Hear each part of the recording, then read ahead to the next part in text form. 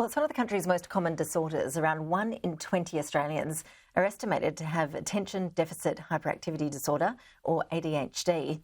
A Senate inquiry is looking into the barriers into consistent and timely assessment and services available to people living with ADHD. It's due to report back next month.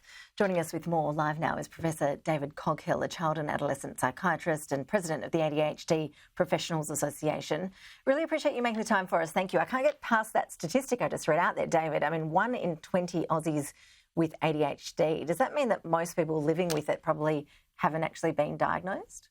Yeah, have to qualify that. It's 1 in 20 children, so around 5% of children, about 2.5% of adults, so maybe 1 in 40. But you're right, whilst we're getting much better now at recognizing ADHD in children and young people, in adults still at best only 1 in 5 adults who have ADHD actually have been recognized as such.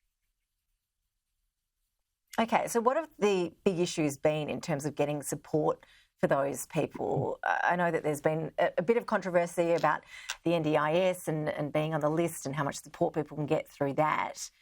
Where do you stand on how much support they're getting and how much they need? Well, I think people with ADHD aren't getting support. They're not getting the support they need. But in my view, the NDIS isn't really the key. The key is actually through health services. And the big problem we have is that for many years, ADHD has not been recognized as a true, a valid and important disorder by many within health. So at the moment, the problem we have is that healthcare professionals don't tend to receive education about ADHD either in their core training or in their postgraduate training.